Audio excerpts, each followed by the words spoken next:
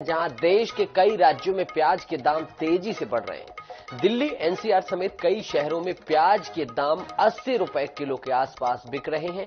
पिछले हफ्ते से लेकर अभी तक प्याज की कीमत दोगुनी हो चुकी है।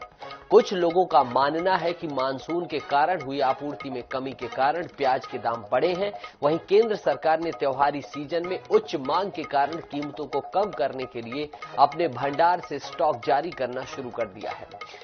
यह स्टॉक कई राज्यों में जारी किया गया है। इधर बढ़ती महंगाई को लेकर विपक्ष के नेता भाजपा सरकार को जिम्मेदार ठहरा रहे हैं।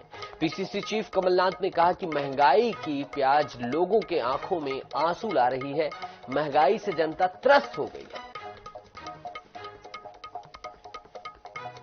प्याज लोगों की आंखों में आंसू लगा रही है, डाल रही है।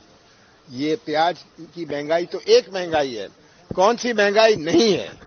महंगाई से हमारे मध्य प्रदेश की जनता भुगती है पिछले सालों में, और अब प्याज की महंगाई शुरू हो गई।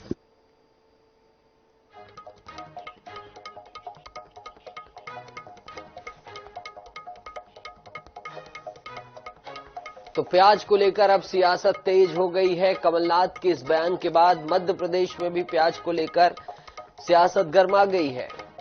आसमान छू रही प्याज की कीमतों के कारण कांग्रेस पार्टी लगातार हमलावर है।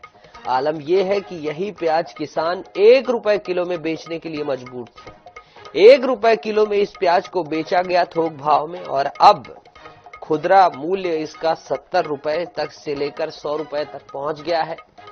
सवाल खड़े हो रहे हैं कि कृषकों के लिए क्या नीतियां हैं।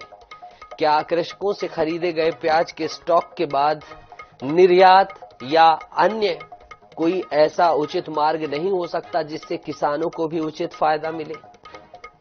कल्पना करिए कि इससे कितना बड़ा सवाल खड़ा होता है कि जब किसान के खेत से ये प्याज निकली, जिस किसान ने कई महीनों तक अपने खून पसीने की सिंचाई से, खून पसीने की मेहनत से इस प्याज को उगाया, उसको बड़े ही कम सस्ते दरों में ये प्याज देनी पड़ी, बेचनी पड़ी। 1 रुपए से लेकर लमसम 2, 3, 4, 5 जहां जैसा जो कुछ भी हुआ।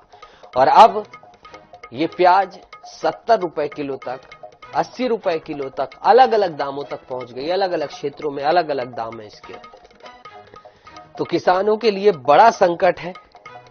सरकारें बड़े बड़े दावे करती हैं और अब देखना होगा कि कब तक किसानों को उचित न्याय मिलता है।